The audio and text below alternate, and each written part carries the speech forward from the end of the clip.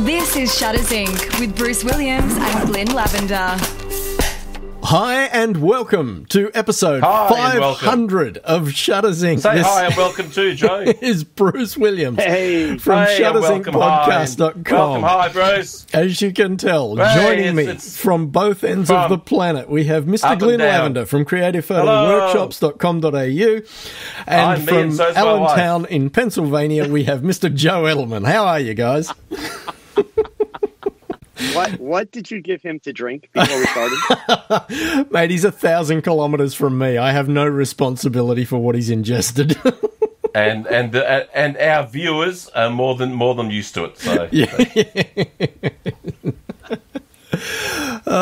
So Joe, you were asking how long have we been doing this?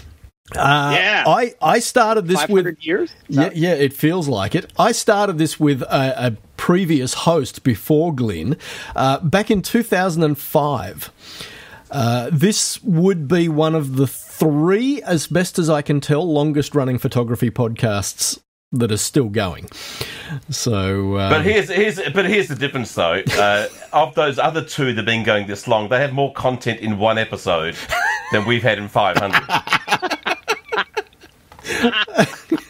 Quite possibly. There's nothing possible about it, dude. Dear, oh dear. So about 16 years that I've been doing this podcast. Wow. Yeah. He's got three more years on his sentence, and then he gets parole. Yeah. So I was thinking. Oh dear. I wrote down a few questions just about the last 16 years. And I thought I'd like to hear from you guys. What were you shooting with 16 years ago? I can't even remember last year.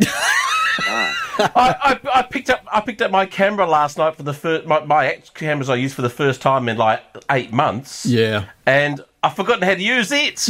I had to go do a shoot. Didn't even have a charged battery. You know, I expect to remember 16 years ago. What year was 16 years ago? 2005. 05. Yeah.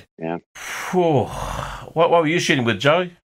What came after the Nikon D1? I think I would have, whatever the next camera was that Nikon had, I would have been probably, I might have actually have switched over to like the D200 by then, because I did make that kind of crazy mistake of thinking it would make more sense to, go to an APS-C in the early 2000s, right? So I might have been doing a D200 then. What was your logic for thinking that APS-C would make more sense?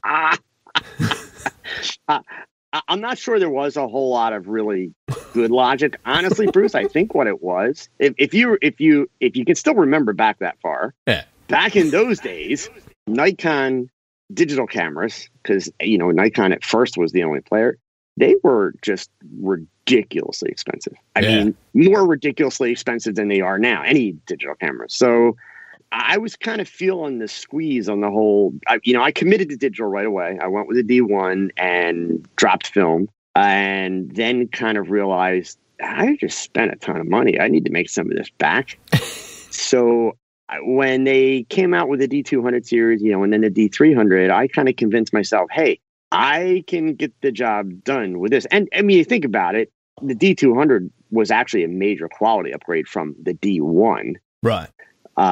So it's just unfortunately it just never felt like solid cameras. The D200 to D300, they felt like kind of toy cameras. Okay. But that would have been where I would have been. It would have been a D200 or D300 probably at that point. Right. Yeah, I would have gone the first 5D Mark Zero, I guess it was. 5D no marks. I had marks on it about a week after I owned it. Yeah, I was going to say. But it was the 5D, yeah. So that was revolutionary. It was shooting video. It was like unheard of. And sorry, did you say it shot video? World. Yeah. Wow. Yeah, well, that camera was the beginning of Canon kind of using Nikon to mop the floors for about 8 years. 16 years. Yeah. Nikon was first, but Canon quickly kind of caught up and just, blew right past nighttime. Yeah, I think there things like their 300D, their entry level model camera. I think that came out like a year or so before that. That thing just sold so many units, it made them just so much damn money that it gave them the freedom to go on to really take control of the industry for the next decade. Yeah, they sold just millions of those units. Yeah. Yeah, right. So it was the first. Yeah, it was the first. Felt like a real camera, worked like a real camera, but was digital. And an SLR that the average punter could spend a couple of $1,000s on. I remember in those days, people were buying these little micro video cameras for $2,500, $3,000. Yeah, those little pocket-sized ones, and so people weren't adverse to spending $2,500, $3,000 on a camera to be cool, and that's what the 300D did. Yeah, interesting. Maybe you buy a camera not to be cool. Why else would you buy a camera? I thought that's why you have those pictures with all the color and stuff on your face. Glynn should be cool with the camera. Well, it's the only reason I have the. In fact, here's the thing, though. I wasn't even in India. I just put that in my backyard. Because I have agoraphobia. I don't like to leave the house, so I do green screen travel. Yeah, I do green screen photo tours. And we get all the other agoraphobics to stand in rooms with green screen, and we sort of merge the images and pretend to travel together. Of course, I charge them full price, and they have to make their own food. But other than that, it's a good gig. I love it. We should have done that during COVID. Yeah, green screen photo tours would have been. You sort of pretend to be walking along, God. Could have been a thing. Could have been a thing. It's too late now. You didn't start that about 12 months ago. You could have been a contender. All right, so have any of the changes that you guys have seen, both in the industry and in the technology, did any of those come as a surprise? Or did you see it all coming? See, these have been questions that would have been handy earlier, so we didn't sit there going, trying to think. I thought it made more sense to just wing it. So, but I'd like to appear to be intelligent. Before I give you my answer, I want to know if you're going to ask a follow-up question. Because if there's no follow-up question, I saw it all coming. Exactly. If there's no depth to these questions, I'm in. That's right. That's right. I would no, nothing really. Nothing surprises me. I'm unsurprisable. or completely uninterested. So I guess the obvious follow up would be, the decline in the industry. Did you see that coming? Did you think that that was going to be where this would all play out 16 years down the track? Yep. Why? I'm just going to say yes straight. Well, to me, because it was immediate straight away that the camera industry as we knew it, as far as especially the retail industry, was dead. Yeah. Because as soon as something becomes a commodity, there's no money. The entire infrastructure of photo retail is always based around having reasonably high margin, low volume sales, and most of them either couldn't change their businesses up to become high volume, low margin. And so many stores relied on printing to be the bread and butter of their business. And when printing died with digital, or printing got devalued to the point where it was 5 cents a print, we went in Australia from, when I started in this industry, it was 4,500 camera stores in Australia when I started. I think there's 30 effective ones now. Wow. Maybe not even that, maybe 20. Jeez. Yeah, that's a fair demise. I agree, and I think you add to that the Japanese are very traditional and very staid in their ways. Mm-hmm. And from a manufacturing standpoint, the camera companies ignored smartphones from the get-go. Yeah. And the smartphones, basically, they took the profit margin out of making cameras because they took all of the compact cameras out. Yeah. And that's where the camera companies were really making their money, because those cameras were cheap to produce. They didn't require a whole lot of research and development. They could knock out new models with simple design changes, and people sucked them up. And now, if you're just taking pictures for, fun and you're not really into photography, why carry a camera when you've got that phone? Exactly. Yeah. Yeah, and I mean, we've had that conversation many times about just how advanced the smartphone cameras are getting. They just get better and better every year. Yeah, I said. So we're talking about thinking back in time. It would have been 15 years probably ago that I said the entire middle market of everything's going to die. And all we're going to be left with is the high end and the low end. And either whether you're working as selling product or whether you're selling yourself as a business, you're going to make a choice now. Are you going to be the lowest or are you going to be the highest? Right. Because it's going to be struggle city in the middle for everybody. And that pretty much proved to be the case. Yeah, right. Interesting. Okay, and so to follow on from that... Oh, damn. There's depth to these questions? Wow. Yeah, I thought we had an agreement. He's extra prepared tonight. Go ahead. So you're going to scare the listeners because they're not used to this. They're not used to preparation, yeah. So what do you think the changes will be in the next 16 years? Oh, I'll be dead. It's a fairly significant change to my lifestyle. Of course. I will say this. Nikon will be dead. Yep. Fuji, I don't know. Sony, I don't know. Canon will probably still be... I think there'll be a lot more mergers, let's put it that way. There'll be a lot more condensing of the big brands. Right. Yeah. It wouldn't surprise me if you see Fuji take over Nikon at some point. Yeah. Wow. Yeah. Yeah. So, I mean, unless Nikon does something similar to, what Olympus did, where they find kind of an outside company to create a new company, I think the most logical merger for both sides, it would be a Fuji Nikon merger. Yeah. And then they're going to sell Fuck On is the merged. Oh, I can't believe I didn't see that coming. So.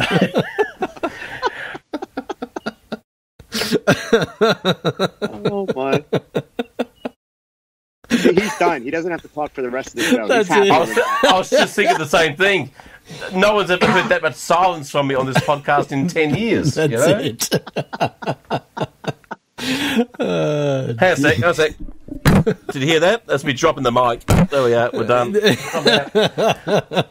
But yeah, I absolutely see Fuji and Nikon. That makes sense. I mean, this whole Olympus going to an outside company. I mean, that's an unproven pathway that I'm sure a lot of people are looking at very, very, very carefully to see how that plays out. But yeah, and yeah. Pentax, Ricoh, really, they surely can't still be in business, not the photo business, going forward, and Sony, I mean, Sony's not making money, from the camera industry. No. So, yeah, is it going to go? And remember, they were huge in a lot of other areas that just stopped making, they stopped making computers, they stopped making lots of stuff. Yeah. So, yeah, who's to say, I think Sony is actually kind of creating their own problem, but they're still going to be the winner. And what I mean by that is Sony's making everybody sensors. Yeah. So the irony of it is their camera brand actually competes with their sensor business. Exactly. Yes. And so I actually see them having to expand their camera brand, which, let's face it, they're good at. Like, let's sell a brand new camera every 5 months. But I see them expanding their camera brand to try and make up for the loss in sales for sensors to the companies that they're pretty much crushing at this point. So who else makes sensors other than Sony? There's a company in Israel, and I cannot remember the name of them, but Nikon was getting some sensors for them for one of the more recent models. But I believe they went back to Sony now. Yeah, right. Don't quote me on that as a fact, but I think they're back with Sony. But yeah, there was an Israeli company that produced sensors for one of the Nikon series cameras in recent years. Yeah, right. But Sony's they're the main player in sensor technology. So is there any way that Sony could divide the offerings that are coming out of its sensor division so that it maintains the upper hand for its own sensors, but without aggravating the rest of its clientele who buy their sensors? Sure, because the clientele actually does their own research and development on sensors, and then Sony adds to that research and development and does the manufacturing. So Sony manufactures to Nikon specs or Canon specs or Olympus specs. Well, Canon actually do make some sensors themselves, right? So they make their own and also use Sony. So you could say maybe they've got a case at some point to say, well, go away, Sony, we're just going to do our own. that kind of makes sense. But it depends on which camera. Yeah. There's some cameras it's just not worth it to design a sensor for when it's already out there. So it's kind of pointless. But to have a point of difference, they kind of have to, at least on some of the cameras, have their own sensors. Sure. Yeah, and if we reach a point where we really kind of max out sensor development in terms of what people are willing to spend money for, then that makes it easier for companies to kind of look for other options for making the sensors because they're not relying as much on Sony for new technology at that point. Because, I mean, we're getting to the point. How many megapixels do we need? How big a sensor do we need? Right? We're gonna be creating resolution that we can't actually appreciate. Yeah. And now we've got AI from Adobe that if you haven't played with it yet, that new resolution tool that they have is freaking amazing. I think camera manufacturers should make sensors based on people's ages. So they should make the over 50 sensor. It could be like a 1 megapixel. It also looks good. Now. You know. Okay. Over 60s. And all the photos still look good. You know. They make the 20 plus one. Yeah. Then they have the male and female sensor because most men have some color blindness somewhere. So the female sensors will have all the colors. The men, who cares about those ones? So political correctness has not hit down under. I see. No. What? There's nothing impolitically incorrect about saying that women are better than men. And we know it's not true, but we say these things to sound like we're sensitive. Oh dear. Well, that's the end of the formal questions. Oh, you're kidding. You had 3 questions. What was 16? Well, I thought you were going to go through it every couple of years at least or something. 16 years ago, 12 years ago, 8 years ago. Oh, God, that's as pathetic as listeners have come to expect. I mean, you've done a solid grade A effort of bugger all right there. And, you know, we'd hate to start the new 500 episodes of any sort of quality of content. That would be a serious letdown to our listeners. Dear. So you had 4 questions. What about printing technology? I mean, that's changed, and also at the same time not really changed that much over the last decade. You know, I remember looking at a place called Silverbrook Research back in 2006, 2007 maybe. So right. 15 years ago, back in that same sort of era, and they were demonstrating wide format printers. And we're talking 100-inch wide printers that could print a 2-meter or 6-foot long print in about 40 seconds. Wow! You know, these guys just had this phenomenal. So basically, there was no printer head. The entire width of the printer was the head. There was basically just millions of print heads all in one, and these things just flew out the images. Yeah, but here we are, 15 years later, and how long does it take to print a 20 by 30-inch print at a home printer? You know? It's like dial-up internet back in the day, you know, or back when you used to have to do load a game onto your computer via cassette. You instead of go and have lunch, and come back and it's almost finished. That's what printing at home's like, you know. The print technology hasn't advanced much. Fortunately, the software that goes with the printers is a lot better, but the printers. The quality's fabulous. Yeah, no doubt. But just things like speed and economy and variability of doing things different. At least it just seems to have been very static for a long time. Yeah, sure. Well, the other thing that's rough about doing home printing is, once somebody educates you about how much money they make on the ink, you really just don't want to do it anymore. It's obviously the ink is ridiculously expensive, and when you realize what the markup is on that ink, you understand why all those companies make their own ink. They don't really care about the printers; they care about the ink. That's why you can go down to your nearest, big box shop and buy a printer for $59. Exactly, 19. Yeah. Who's paying 50? I'm getting 3 for that price, dude. Yeah. And at that point, you realise that it's just a whole lot easier to dump your images onto a USB key, head down to a shopping centre, and you can get your prints in half an hour for 12 cents each or something. Yeah, it's crazy. But no one's printing no one but photographers are printing anyway. Yeah. Yeah. Your mum and dad, your mum and dad's this generally they'll only do it if there's a reason, like there's an anniversary or some event that they need to have some images for. Someone's popped their clogs and they need to have something for the coffin kind of stuff. So I mean that the volume of print is probably the biggest, certainly one of the biggest changes in the last 15 years in the industry. It was one of the things I was going to comment about the print technology you mentioned a few minutes ago, Glynn, about being able to print a 100-inch wide print 2 meters long in 40 seconds. The problem is, where's the demand for the product? Who needs that and how often? Industrial, I mean, industrial printing houses would love it, I'm sure. Oh, sure.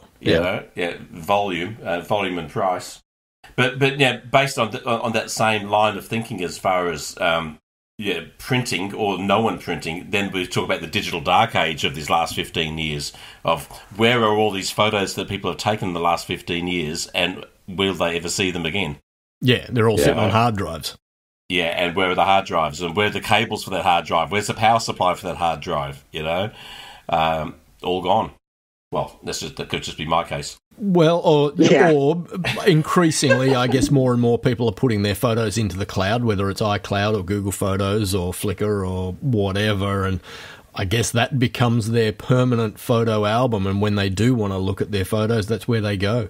I would Google how many cloud services have gone out of business in the last 15 years. Yeah, interesting. Yeah, so I mean, there's lots of people tried online storage. Kodak tried to do it. All sorts of companies have tried to do it. Right. Obviously, people like Apple, have a little more success in that kind of thing, and Google. But what if people forget how to access them? What if they forget where they put them? And what if they upscale them at the wrong resolution? Like the boxes with their negatives. Yeah, exactly. At least you can do something with that. I was talking this yesterday on Clubhouse. I was having a talk about people going on about, I want to get my Instagram up to 50,000 followers, and saying, well, if Instagram went down tomorrow, how would you contact those 50,000 people? And they're like, they're non. They're not viable. Just because you've got 50,000 followers doesn't mean you've got a business. You've just got 50,000 people you're about to lose. Yeah. So it's the same thing. You might have got 50,000 photos on the cloud. Doesn't mean that's going to be something you're going to be able to get to. Yeah. Mm-hmm. Yeah, interesting. Well, not really, because the way you're saying it sounds as boring as batshit. Yeah, that's. I was filling while I was trying to think of another question, Glynn. Yeah. So, some shows have the hosts with the most. We've got the hosts with the least. It's just terrible. Yeah. I don't know why we keep him on our show, Joe. I tell you. There you go. I'm not sure. I think we should cut out the middleman. Just send him the audio and say, put that up for us. My God. So I want to know, since I wasn't around then, I'm the new guy. You're so young. Right, exactly. How did you guys actually start this? Whose idea was it? Okay, so the story there is I was doing some freelance audio, like, as you know, I'm an audio engineer by trade. That's my bread and butter. And I was doing freelance for the Australian Broadcasting Corporation, the ABC, back in 2005. It was May, and I heard about podcasting through an internal email that went around saying the ABC recently hosted this podcasting symposium in Melbourne. For those who couldn't get to it, if you want to hear it, you can click on this link and have a listen to it. So I listened to it, and it was the first time I'd ever heard of podcasting. And I immediately thought, wow, this is potentially game-changing, because there will be the potential to hear content that I would never hear on radio. Mm-hmm. And so I got excited as a listener more than as a content producer. And these were very early days of podcasting, of course, and so I went looking for content, and I found stuff that I wanted to listen to. But the production quality was absolutely awful because nobody had a clue how to do it. And so I thought, okay, me as an audio engineer, I could create a podcast that explains to people how to do better audio production and home recording so as to create a decent sounding podcast. So the first podcast I started was how to use Adobe Audition, which at the time was what I was using. And then I had this idea that I would, build a network of podcasts, and, one of the podcasts that I felt like doing was photography, because I'd always loved photography. Mm-hmm. And one of the guys who was a journo at the radio station that I was working at the ABC, he just happened to say to me, if you ever want to do a photography podcast, I can put you in touch with a guy in Melbourne who might be keen. And so I reached out to this guy, Shelton, and we started the podcast. I gave him a call. I said, hey, I got your number from Alex. He said you might be interested in doing a photography podcast. We had a bit of a chat. We said, yep, let's make it happen. And so we started doing just that. I was in Sydney. He was in Melbourne. We'd record via Skype, much like we still do. And, Shelton was co-host for probably the first 7 years or so, I guess. And then he and Glynn had started you guys started Creative Photo Workshops together, didn't you, Glynn? Technically, I started and he worked for me. Right, okay. but we always did the appearance of that we were a team. Yeah, right.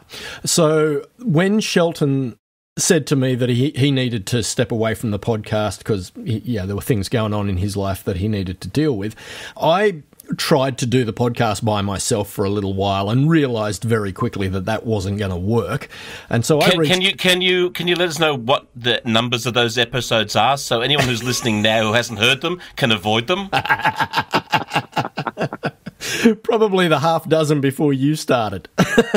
So whenever that was. So then I reached out to Glynn and said, hey, would you be interested in coming on board as a co-host? And my answer was, I've got absolutely nothing to say, but I've got a lot of it to say. Yes, that's right. So he said, just try and shut me up. Yeah. And 6 months later, here we are. And I've been trying to shut him up ever since. Yeah, so that's the brief version, Joe. Cool. So how did your empire of podcasts work out? Look, at one point I was putting out 11 podcasts a week. Wow. But gradually over time, various of those podcasts fell by the wayside for different reasons, and I got back to a point where I just had this and one of my audio production related podcasts, a podcast called Sign Language, and that also got to a point where I just lost the momentum with it, and so that went by the wayside, and this is the last man standing. So there we go. I've got to say, if nothing else, this podcast itself has a remarkable record of not gaining one extra listener in the last 400 or 500 episodes. We've had the 7 from the beginning, and they're still there. It's well, it's good to know we haven't lost any, mate. Well, they're almost like family. In other words, we don't talk to them; we never visit them. So just like family. It's a fair effort. I mean, you think we've got it tough having to record it? How bad have they got? They're going to listen to it. Yeah. They only have to listen to it once. Yeah, good point. I've never listened to one episode, so I'm okay. Oh, dear, oh, dear. Oh, my. So what should we look forward to for the next 500, Bruce? More of the same, I guess. It's all downhill from here, people. Well, I'm told next week's episode is going to be pretty special. Yeah, yes. But we'll see how that pans out. But that's right. Or you want to start the new generation, the next 500, with a bit of a bang, a bit of higher level content. So look forward to that one. So we might not do one next week.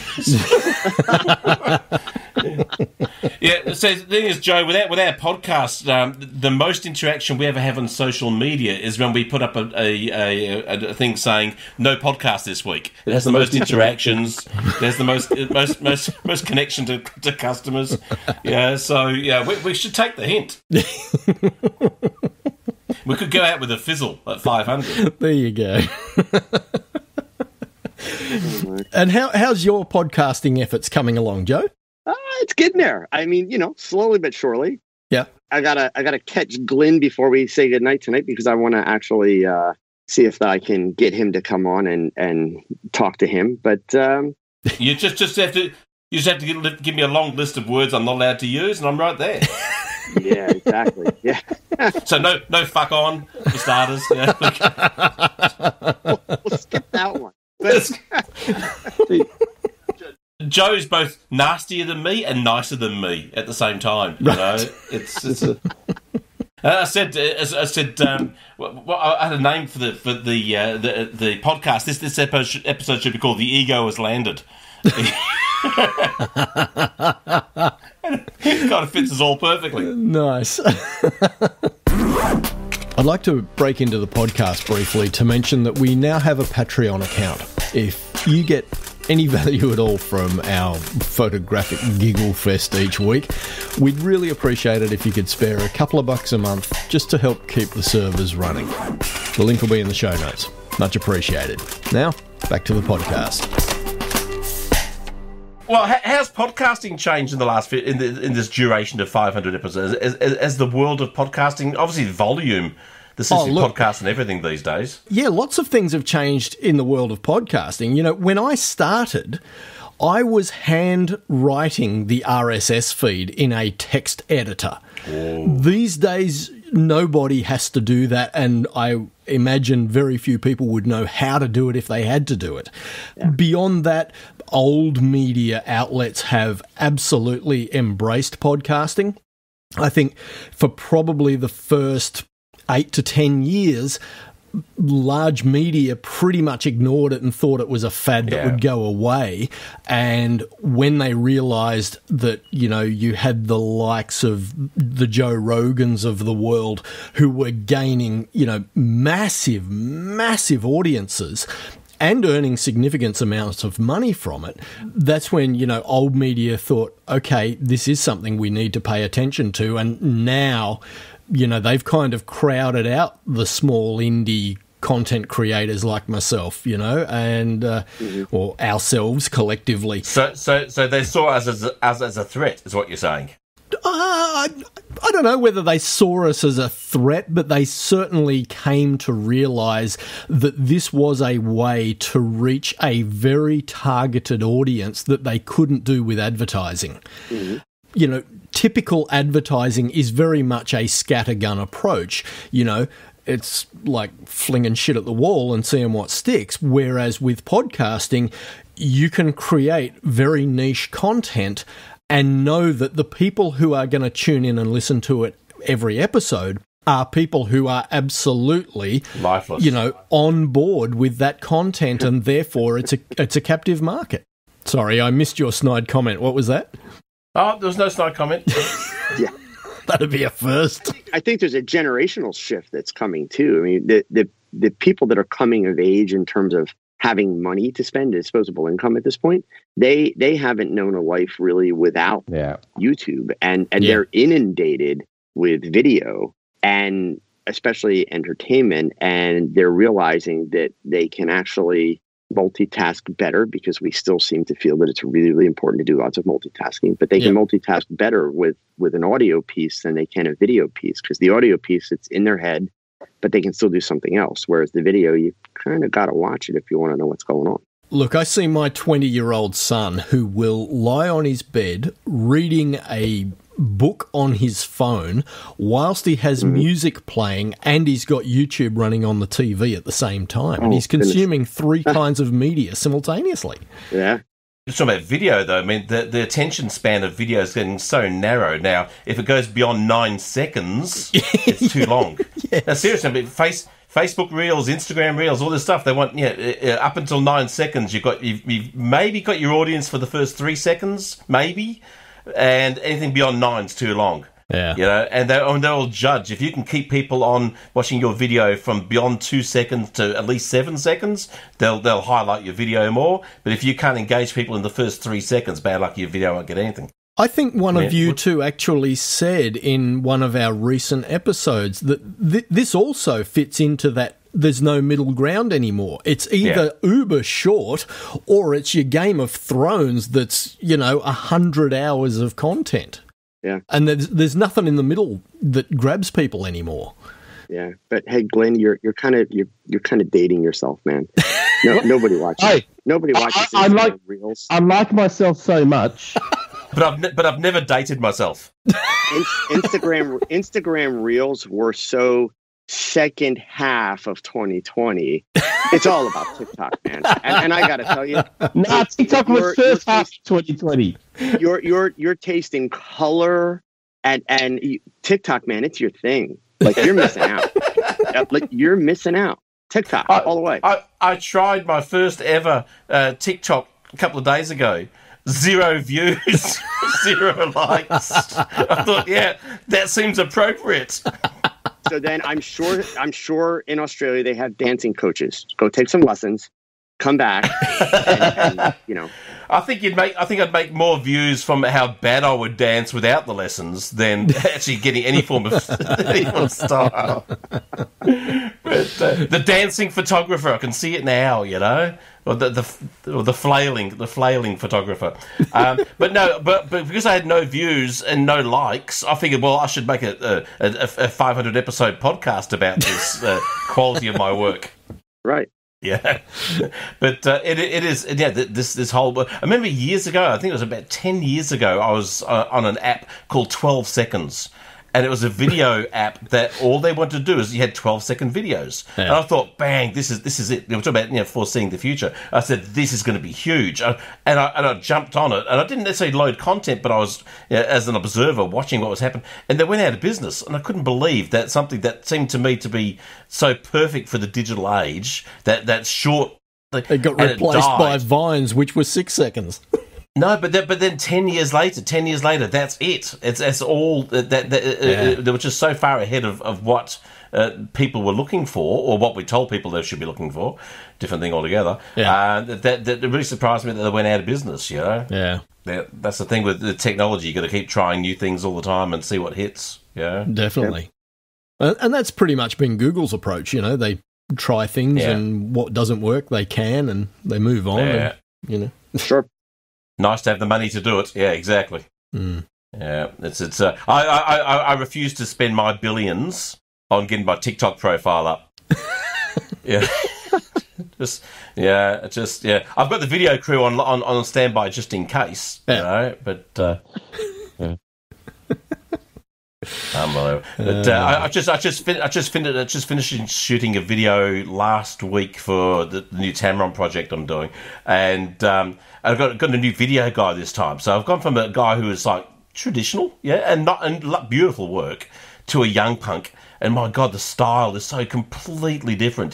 Just everything from type of focus, depth and feel, and I'm looking at it going, my God, he's almost made me look A, slim, which is a part of the brief, A, slim, and B, interesting, which is two bloody difficult things to do, So it's really amazing to see just how the new generation of creators are seeing the world. Yeah. And it's like, my God, and that makes us feel old, because I just don't... I can recognise the beauty of it, I just have no idea how to even think about starting creating it. Right. Yeah. Yep. I think they have a different priority set. For me, I think one of the things that's cool about looking at younger photographers today, number one, they're much more categorically, they're much more into the emotion of the pictures than I think we were as a generation. And number two, they don't give a damn about rules and tradition. Yeah. They shoot for two things: one, the moment, and two, their experience. Yeah. And I think they're the smart ones. Honestly, I really do. I think they're the smart ones. I know, at least in my career, I spent a lot of time chasing what I was told. This is what you're supposed to be doing. This is how it's done. And I think the younger generation is maybe a little bit more in tune with remembering why they picked up a camera, why they fell in love with photography, and not letting go of that. Because the ones that we are seeing start to be successful and making money, they're doing it kind of their way. Yeah. Because I know a lot of the work I'll look at, and when I look at it, I kind of have two immediate reactions. Like the first one that hits me is the traditional one, like, oh, that's kind of really raw stuff there. And then after I get through a couple of pictures, it's like the realization of like, yeah, but it's really cool. Yeah. Like it's really actually interesting to look at this stuff, but I'm still pre-wired with that response of like, that lighting's harsh, or, that composition's really weird. But then when you start to look at the body of work, you realize like this stuff is different, and different in a good way. Like it's engaging. It pulls you in and it makes you look at it. Yeah. It's cohesively different. Yeah. It's amazing how it works. Yeah. Yeah. Alrighty. Well, on that happy note, we're all out of jobs. I didn't have one to start with, so we're okay there. Yeah. Well, guys, thank you for joining me for episode 500. Been a lot of laughs and No, Johnny Oz. It's all about him. Have you noticed it's always about him? I tell you, Bruce and others is what the podcast should be called, Joe. Cause it's always been me. He doesn't let me get a word in edgewise. Totally. I went from feeling special as a guest, Yes, to feeling, all right, he's dumb enough to fill in because the other guy's got something better to do, to now finding out like I'm like number 4 down on the list of, it's like great. Every time I show up, I'm getting knocked a little further down the list. And it's like, okay. Well, the first 2 are both Bruce, so you've got to be a fair way down the list regardless,